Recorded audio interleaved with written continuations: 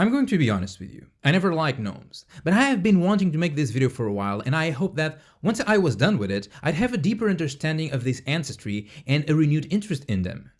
Turns out, well, I'm kinda in the same place. But now I know exactly what I dislike in gnomes. So welcome to the channel, I'm the first Arcadian, and today I'll share with you Gnomish lore, my tips on how to roleplay this ancestry better, and where exactly I think D&D wronged gnomes.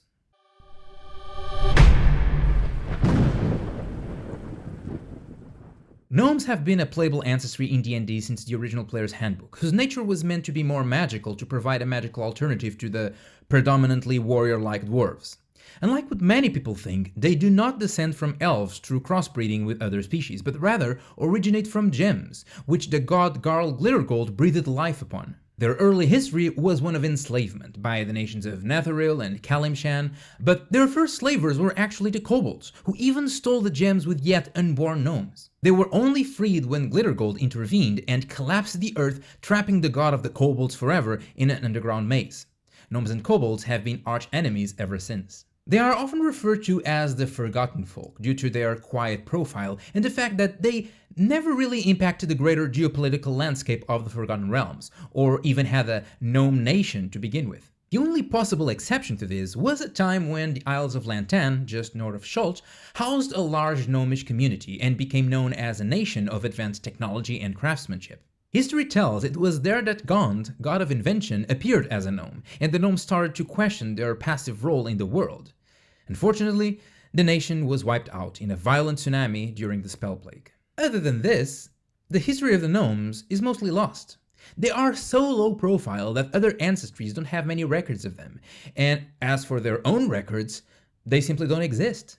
And this might be tied to the most defining characteristic of gnomes: their endless curiosity and haste to experience life. Gnomes are all said to be extremely curious, and even though their lifespan is almost as long as the elves, they don't suffer from the same kind of nostalgic melancholy and apathy.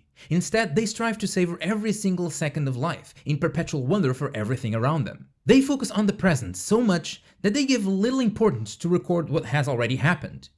And this is where my contention with gnomes begins. I have no problems with communal traits that are shared by an entire ancestry, and I'm on camera saying that we should roleplay non-human characters as non-humans, fully tilting into the idiosyncrasies that makes them unique and fun to explore psychologically through roleplay. However, that's when those personality traits have a reason behind them. So, with the gnomes, why are they so curious? Why do all of them have such a rush to experience everything that life has to offer despite being so long-lived? Dwarves do this well. They do share a common racial trait in their dedication and discipline, but that's because A, it was instilled in them by divine intervention when Moradin made them, and B, through religion, as they see Moradin as the example of perfection and are driven to get as close to him as possible. There's a grounded reason to explain their behavior, but in the gnomes' case, that doesn't seem to happen. At least concerning the curiosity, their mischievousness was inspired by Glittergold. And regarding their eagerness to enjoy every second of life, what could be the reason for this despite their longevity, which in the elves actually results in a completely opposite mindset? At the same time, gnomish communities are said to be tendentially shy and detached from geopolitics, to the point that even elves sometimes discover them by accident, only to learn they had gnomish neighbors for centuries. This is attributed to the gnomes' lack of ambition, as they simply value other things more. Instead of fame and recognition, they value beauty, knowledge, and enjoyment. But if gnomes are that curious and eager to live life to the fullest, it doesn't make the most sense to me that they would be so shut in and reluctant to engage more with the outside world. It's these contradictions that, to me, break the fantasy of the gnome. They are as long-lived as the elves and yet seem more eager to enjoy life than the short-lived humans, and no grounded reason is ever given for their curiosity. I realized that's what bugs me the most about this ancestry, the fact that I can't get into their heads and figure out how a gnome becomes a gnome. I can certainly understand the concept of an endlessly curious ancestry, but with only what I was given, I can't properly buy it. There is one possible reason to explain this group behavior that is hidden in plain sight though, the gnomish intellect. We know gnomes are more intelligent than other ancestries, at least in general, not only from their bonus to intelligence stat, but also because it is actually stated in the book. We could hypothesize that it's this increased intelligence that ends up contributing to this group behavior of perpetual wonder, as if they reached a more enlightened state of mind. Personally, I think this is somewhat of a lackluster explanation to explain an entire ancestry's shared trait, especially because members of other ancestries can reach the same intelligence scores without being necessarily as curious. However, it is an angle you might want to explore if you want to deepen your roleplay of a gnome, kinda like if all gnomes were just obsessively curious and inventive little Heimerdingers. Anyway, if you do want to play a gnome and roleplay it more truthfully, don't feel discouraged by my words. In the end, I like to do this research to immerse myself more in the alien aspects of playing a different species. More on that philosophy in my other videos like the one about elves. But there is nothing wrong in taking what's written in the book at face value. So, if you don't want to question how gnomes became this way, but still want to roleplay one more truthfully, what can you do? My first advice would be to steer towards their most defining trait, curiosity, and manifest your character as extremely interested in everything, particularly anything they never saw before. And the good news are, this is actually pretty easy to do, because you, the player, most often are experiencing the game first-handed through your character's eyes. You just have to give in to the temptation of asking more details to the DM about everything, to probe other characters for their backstories uninterruptedly, and repeatedly engage with anything remotely wondrous in the game, with little regard for personal safety. Now, this does not give you permission to be an asshole and an evil agent of chaos that undermines everyone else's fun at the table. Always be mindful of when your fun gets in the way of everyone else's. If used properly though, this can actually be a positive engine that keeps the story going forward and all the players having fun. After all, DMs love when players engage with their world. Other players love being put on the spotlight and share more about their characters. And sometimes, you do need a little bit of chaos and to succumb to your curiosity in order for the story to keep going. Even if sometimes that means triggering a trap or two. In this sense, gnomes can be a wonderful ancestry to play as, since their average personality can actually bleed over to the player portraying them. The more you pretend your character is interested in something, the more you yourself become interested in it. The more the DM then can explore that subject, making it more interesting in the process. And it all feeds forward in a positive feedback loop. Aside from curiosity, gnomes are all about enjoying life and taking advantage of every second available. Try to instill this philosophy in your roleplay too.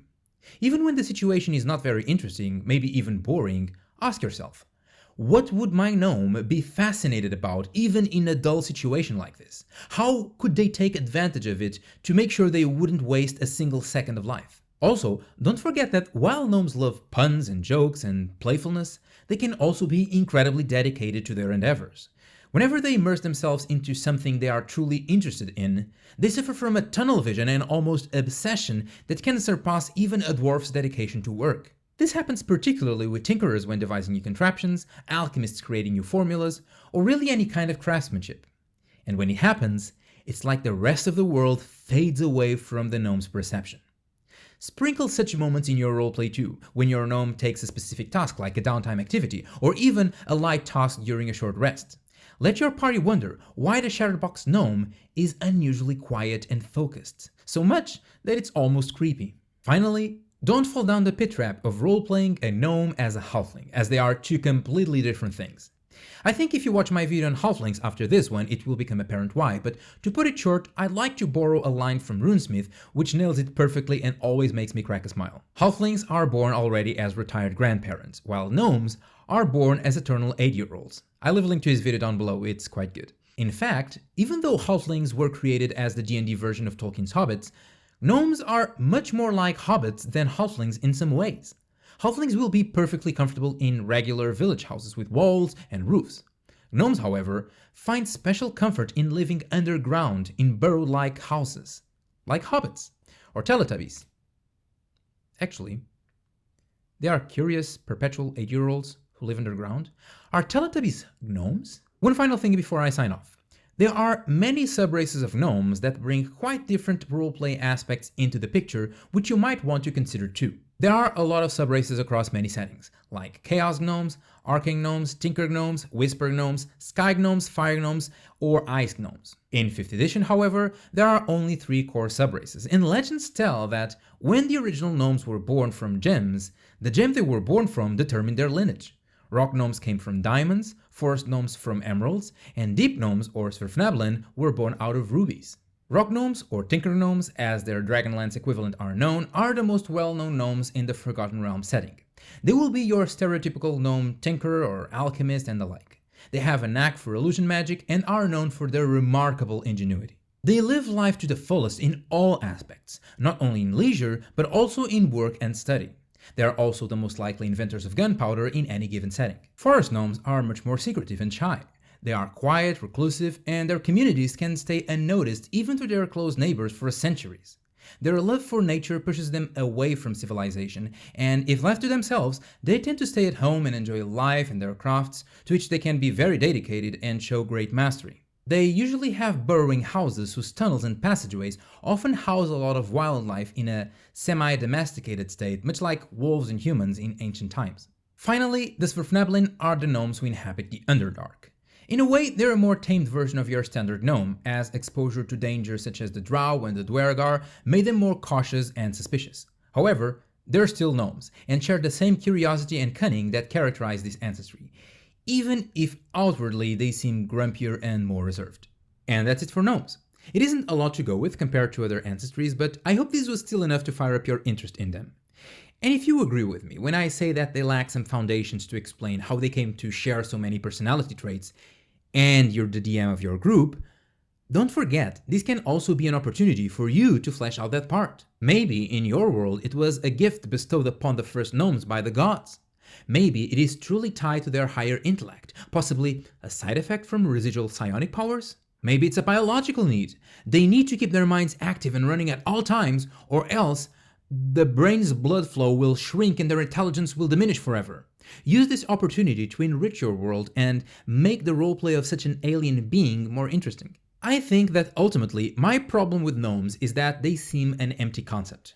From the description of the gnome's average personality, I can totally understand the appeal of playing with such a character, but it feels like there is not much more substance beyond that. I would have liked to know more about why the gnomes became this way, not only that they are this way, no further questions allowed. Because of that, I can't really grasp completely the fantasy of playing a gnome that the designers were probably aiming to. It feels I'd be playing a two-dimensional stereotype. This goes back to a problem I discussed in a previous video about having shallow races like we're used to see in D&D. If you want to watch that video, I'll leave a link on my left. And that's all I have on gnomes. Which ancestry would you like for me to approach next? Leave your comments down below in the Underdark. Thank you for watching, I'm the first Arcadian, and courage need not be remembered, for it is never forgotten.